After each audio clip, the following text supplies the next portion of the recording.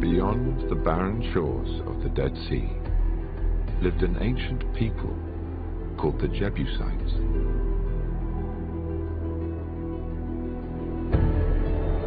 Thousands of years ago, on a large outcrop of bedrock, it is said they worshipped Shalem, the god of the setting sun. The city below was known as the place of Shalem, Jerusalem.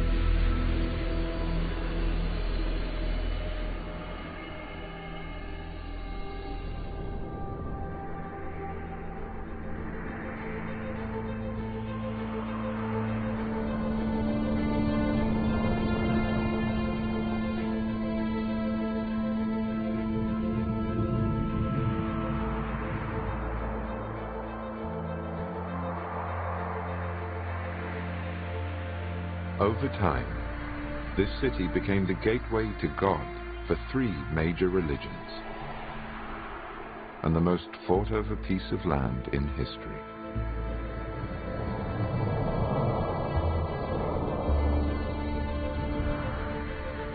Many believed it was the center of the world.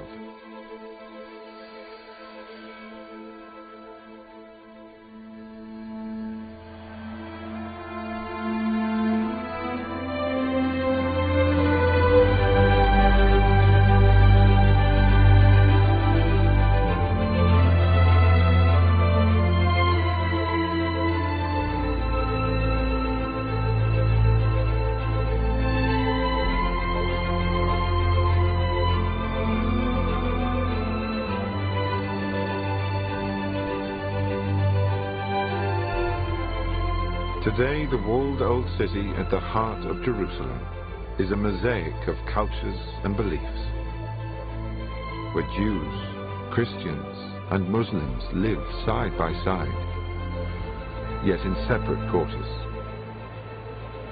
each in their own Jerusalem.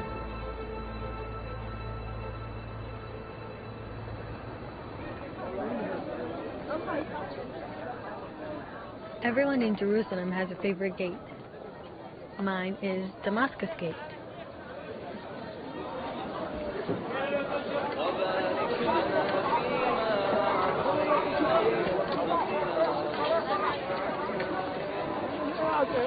When you enter Damascus Gate, you're in the Muslim quarter, my quarter.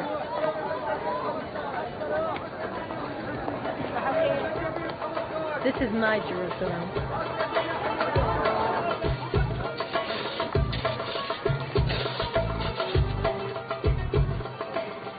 In Arabic, we call Jerusalem Al-Quds, which means the holy city. But it's also a place where people go to work, where we buy our groceries, and kids play and go to school.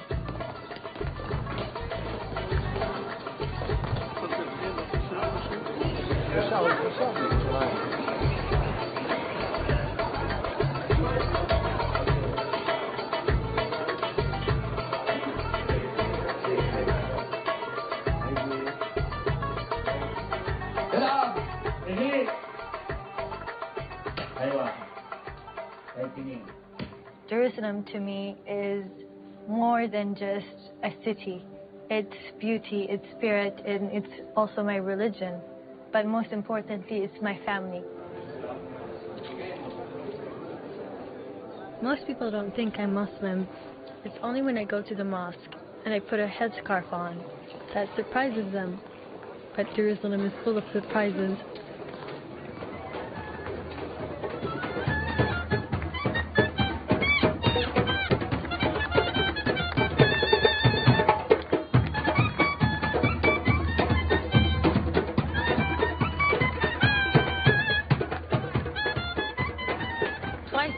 In the Jewish quarter, there's a big celebration.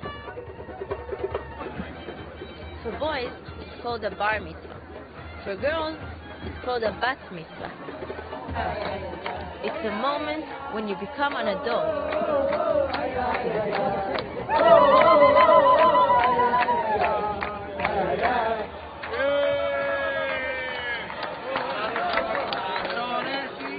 Jews in Jerusalem have come from over 100 different countries. Take, for example, my family. My mother is from Paris. Her parents are from Tunisia. My father's family is from Poland.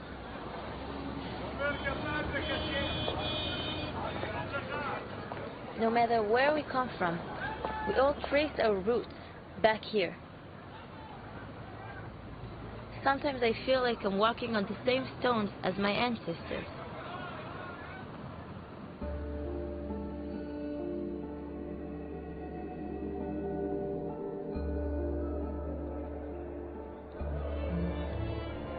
Since biblical times, we have a special word when Jews return to the Promised Land. We say we're making aliyah, which means going up to a higher place. And for us, the Jews, there is no higher place than Jerusalem.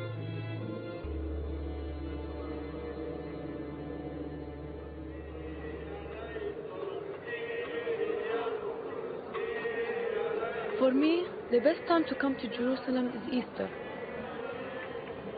Every Easter starts with a Palm Sunday procession. It's where we walk down the Mount of Olives, celebrating the day where Jesus entered the city.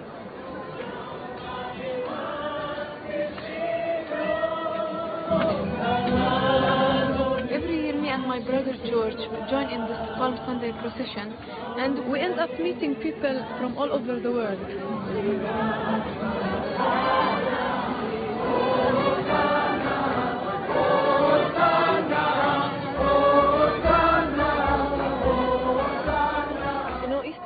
For most people, it's about the eggs, the bunnies, and decorations. But here, we still have the same Easter like 2,000 years ago. We still relive what happened with Jesus, the Passion of Christ, the same, step by step, every Easter.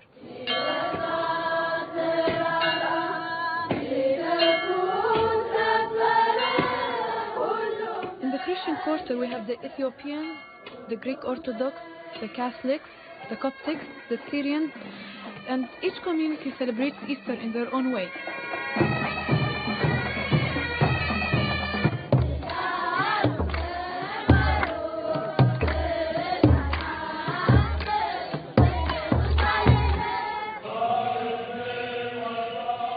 Next to the Christian quarter, we have the Armenian quarter, and they celebrate Easter in their own church.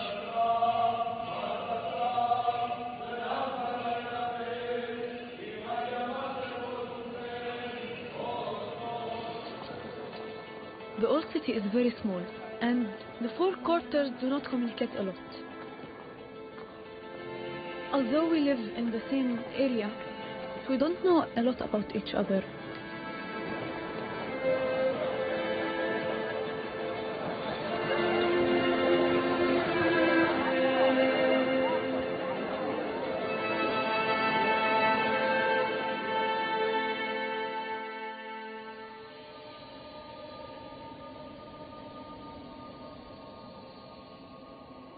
Smaller than a square mile, Jerusalem's old city contains some of the holiest sites in the world for Jews, Christians, and Muslims.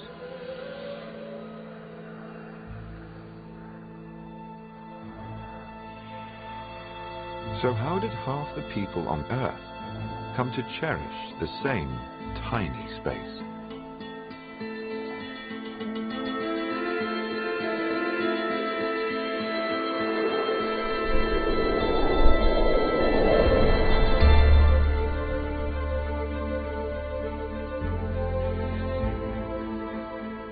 Jerusalem lies at the crossroads of Africa, Asia, and Europe, a region known as the cradle of civilization.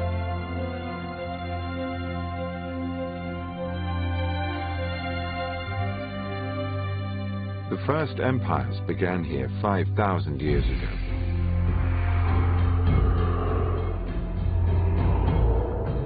As other great powers emerged, the land surrounding Jerusalem became a constant battleground.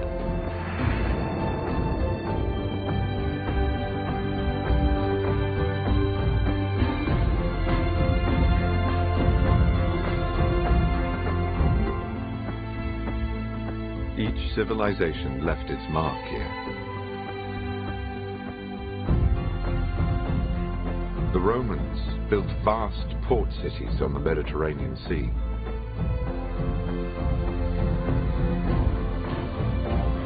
On the tombs of biblical prophets, Muslims built shrines.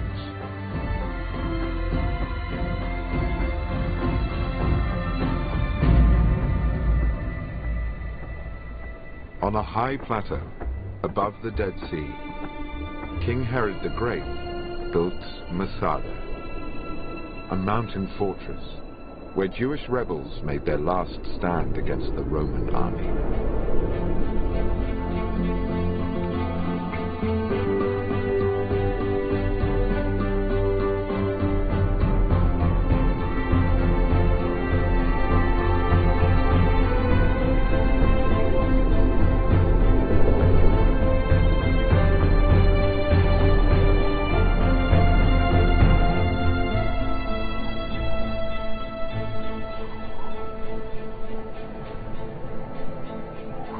In the Judean deserts, early Christians built remote monasteries.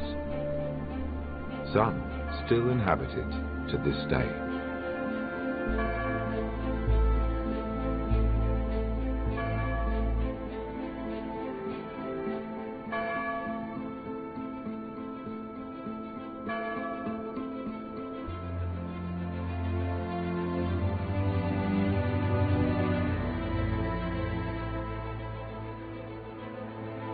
Conquered over 40 times, Jerusalem is many cities, each one built on the ruins of another, and most can still be found beneath our feet.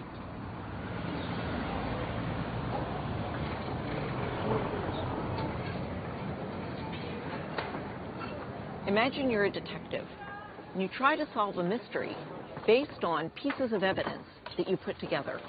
That's exactly what archaeologists do, except that we do it for the past. One of the things that makes Jerusalem such an exciting place to work is the continuous occupation layers, one on top of the other, going all the way back 5,000 years ago to the first inhabitants, the biblical Jebusites, and then through the Israelites and the Roman period and the Crusaders and all the way up until today. Understanding ancient Jerusalem is like trying to put together a giant puzzle where we're missing most of the pieces and we don't know what the original picture looked like.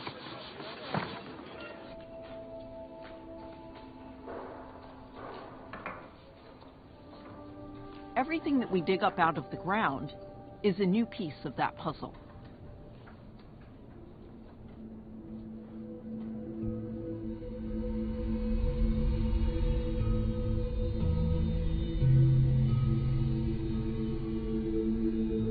Jerusalem lies in the heart of a region that has yielded some of archaeology's most incredible finds.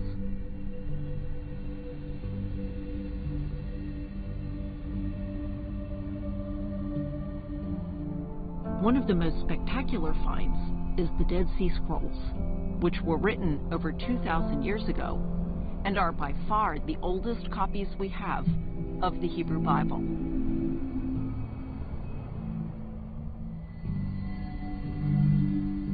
At the deepest levels under the ground, we find the earliest remains of the people who lived in this land.